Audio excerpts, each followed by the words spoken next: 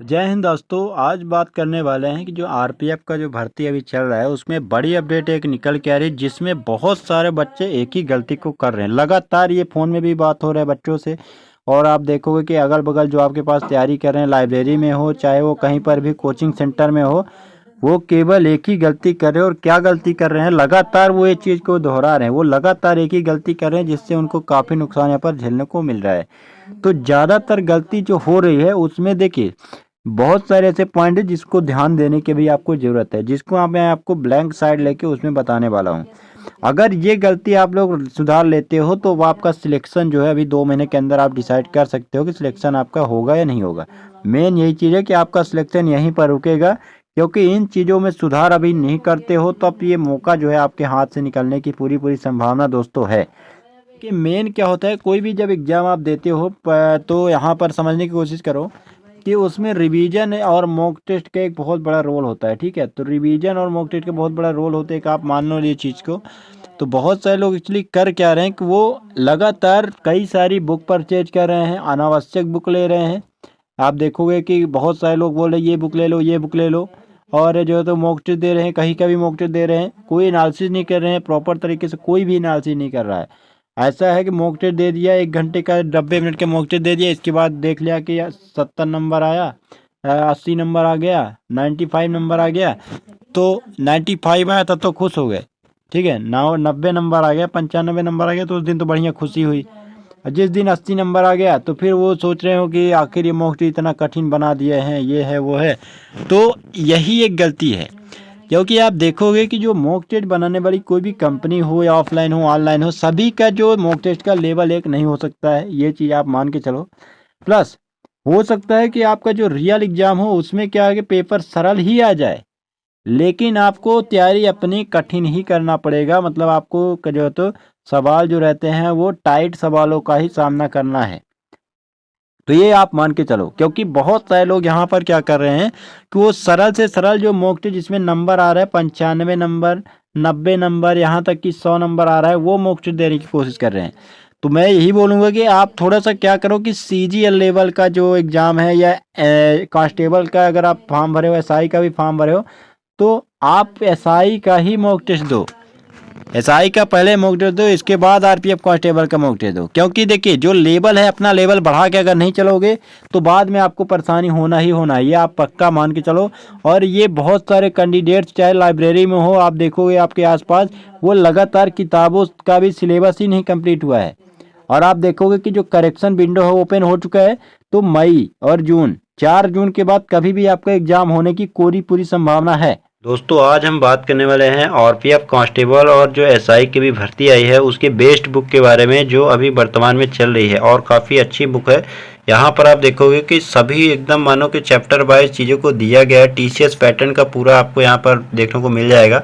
सामान्य अध्ययन है, चक्षु प्रकाशन की बुक रहेगा। इसमें देखोगे आपकी मल्टीपल टाइप के जैसे एएलपी टेक्नीशियन का टीयर 1 टीयर 2 का पूरा दिया गया है, और एनटीपीसी सीबीटी 1 सीबीटी 2 का, ग्रुप डी का देखोगे तो ग्रुप डी का भी जो पेपर हुआ था पिछले ईयर में उसका भी पेपर वगैरह सब कुछ यहाँ पर पूरा व्याख्यात्मक हाल सहित दिया गया है।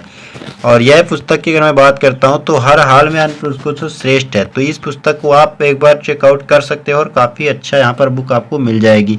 6900 प्लस यहाँ पर आपको देखोगे मल्टीपल चॉइस क्वेश्चन दिए गए हैं। पूरा टीसीएस पैटर्न में जो पेपर हुआ था आपका पिछले सालों में, उसका आपको पूरा जो है तो पैटर्न में मिल जाएगा। लेटेस्ट यहाँ पर चैप्टर वाइज चीज़ों को दिया गया है। तो इसको, इस बुक को, ये बहुत ही बेस्ट बुक है। आपको ये प्रैक्टिस बुक भी चाहिए तो प्रैक्टिस बुक भी चक्षु प्रकाशन का आता है, जिसमें आप यहाँ पर देख सकते हो स्क्रीन में कि कांस्टेबल का भी यहाँ पर दिया गया है ऑफिशियल, मतलब पूरा पैटर्न के हिसाब से। और आरपीएफ के बारे में यहाँ पर, एसआई का भी, रेलवे मैथ चैप्टर वाइज सभी का अगर आप देखोगे तो मैथ, रीजनिंग और जीके का, मैथ और साइंस यहाँ पर पूरा दिया गया है। तो इसको आप अगर जो है तो देख के खरीद सकते हो। बहुत ही बेस्ट बुक यहाँ पर आपको साबित होने वाली है, क्योंकि इलेक्शन के रिजल्ट आने के बाद आपको ज़्यादा टाइम मिलेगा या नहीं मिलेगा कोई गारंटी नहीं है। आप जो भी एग्ज़ाम होते हैं कहीं ना कहीं वो टाइमली ही होने वाले हैं और फास्ट तरीके से ही होने वाला है। तो आपको उस हिसाब से आपका तैयारी मेंटेन अगर नहीं कर पाते हो तो अब आप फॉर्म भर के बहुत बड़ी गलती कर दिए हो और आपका भीड़ बढ़ा दिए हो, कोई मतलब नहीं है आपका जो है तो तैयारी करने से।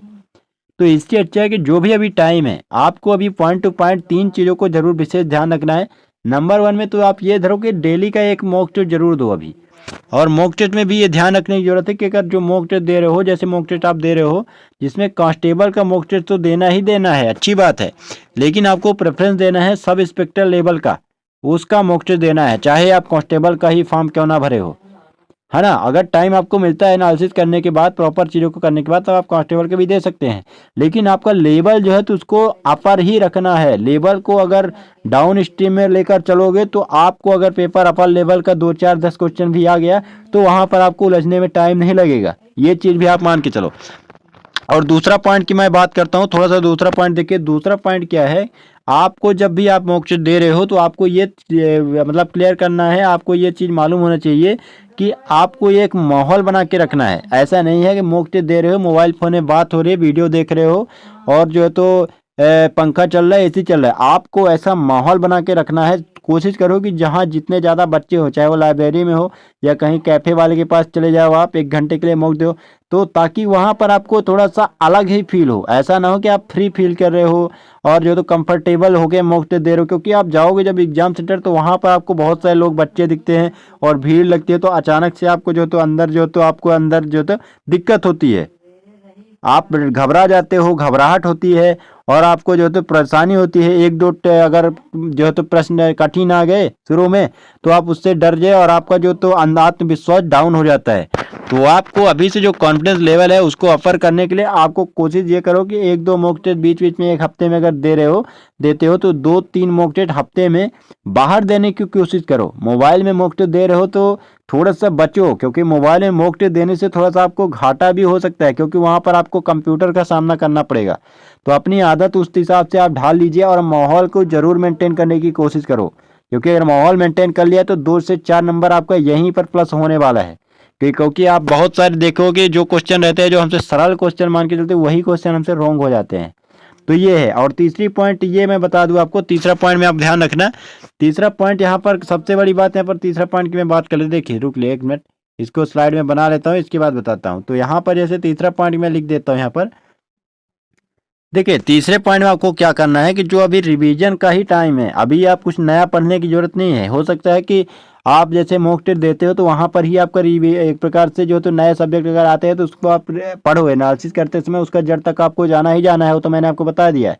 लेकिन अभी आपको नया ज़्यादा कुछ करने की जरूरत नहीं है। प्रीवियस ईयर का सेट मारो, क्वेश्चन पेपर को सॉल्व करो और जो है तो रिवीजन मल्टीपल टाइम में रिवीजन करो। एक ही बुक को कम से कम 10 से 15 बार जो तो पढ़ने की कोशिश करो। जैसे आप जीके में जो भी बुक पढ़ रहे हो अच्छे से पढ़ो, उसको 10 से 15 बार रिवीजन करो उसको, और प्रॉपर तरीके से रिवीजन करो टाइमली। और इसके बाद मॉक टेस्ट दो और मॉक टेस्ट में जो गलतियां हो रही है उसको ही करेक्शन करो, ना कि कुछ नया पढ़ने की कोशिश करो। क्योंकि अगर नया पढ़ोगे तो आउट ऑफ वर्ल्ड आप जाओगे और सिलेबस की कोई सीमा नहीं